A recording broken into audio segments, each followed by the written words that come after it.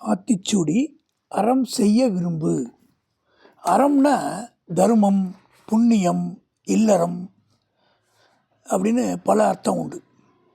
அறம் படித்த பூனை காடிப்பானையில் தலையை விடும் அப்படின்னு ஒரு பழமொழி உண்டு.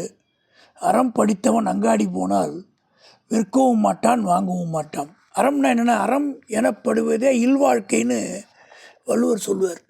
ஒரு மனுஷன் குடும்பஸ்தனாக இருக்கிறது தான் அறம்ன்றார். இன்னும் கூட சொல்லும்போது, மனத்துக்கண் மாசு இலனாதல் அனைத்தரன் ஆகுல நிரப்புற. மனசில் குற்றம் இல்லாமல் இருக்கிறவன் தான் சிறந்த அறத்தை பேணக்கூடியவன். அப்போ அறம் செய்யன்னா சிவந்த செப்பமான. செப்பம்னா சீர்திருத்தம், நடுநிலை, பாதுகாப்பு, ஆயத்தம். அந்த அறத்தை சிறப்பாக செய்யணுங்கிறது தான் சொல்கிறாங்க செப்பம்.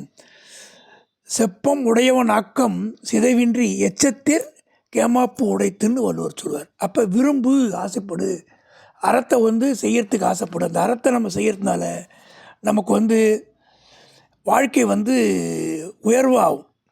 அன்றறிவாம் எண்ணாது அறம் செய்க மற்றது பொன்றுங்கால் பொன்றா துணை. செல்வத்தில் வாழ்ந்தாலும், வாழ்மையில் வாழ்ந்தாலும், இளமையில் வாழ்ந்தாலும், முதுமையில் வாழ்ந்தாலும் நன்மை செய்ய முடிஞ்சால் அதை உடனே தள்ளி போடாமல் செய்யணும்னு சொல்கிறாங்க.